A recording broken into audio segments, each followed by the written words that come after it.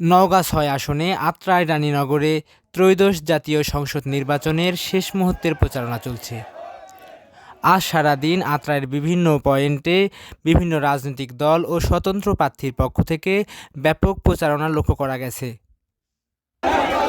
ত্রয়োদশ জাতীয় সংসদ নির্বাচনকে কেন্দ্র করে আত্রাই রানীনগরে কয়েকদিন থেকে নির্বাচনী পরিবেশ ছিল ব্যাপক উৎসবমুখর। বাংলাদেশ জাতীয়তাবাদী দল বিএনপির মনোনীত প্রার্থী শেখ মোহাম্মদ রেজাউল ইসলাম রেজুর ধানের শীষের প্রতীকে প্রচারণা ছিল ব্যাপক।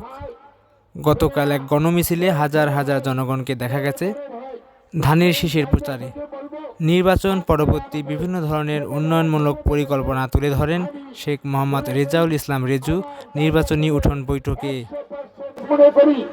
আপনারা আগামী 12 তারিখে ভোটের ফলাফল ঘোষণা হওয়ার পূর্বে প্রত্যেকেই আমাকে রেজু শেখকে প্রার্থী হিসাবে কাজ করবেন এবং রুখে দাঁড়াবেন সকল অপশক্তির বিরুদ্ধে।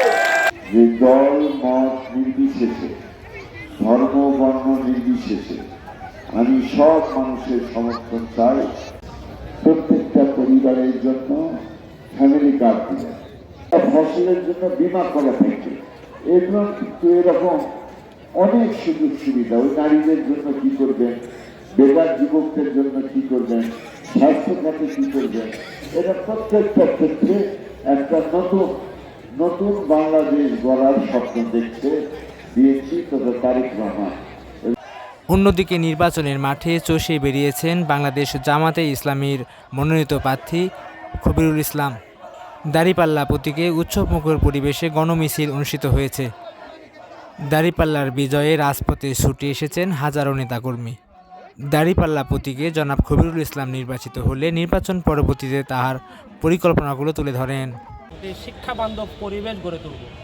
আমরা প্রত্যেক ঘর থেকে আগামী দিনে জাতির নেতৃত্ব গড়ে তোলার জন্য, সুনাগরিক হিসাবে গড়ে তোলার জন্য আমরা শিক্ষার দিকে সবচেয়ে বেশি অগ্রাধিকার দিব এবং 2 উপজেলায় আমাদের যে স্বাস্থ্য কমপ্লেক্স আছে, এই স্বাস্থ্য কমপ্লেক্সে আমরা আধুনিকায়ন করব এবং স্বাস্থ্য কমপ্লেক্সের চিকিৎসা সেবার মান বৃদ্ধির লক্ষ্যে আমরা প্রয়োজনীয় ডাক্তার, নার্স আগামী দিনে নিয়োগ দেওয়ার ব্যবস্থা করবেন। নওগাঁ ৬ আসনে আরও একজন পরিচিত প্রার্থী জনাব আলমগীর কবির স্বতন্ত্র থেকে মোটরসাইকেল মার্কায় ভোট করছেন।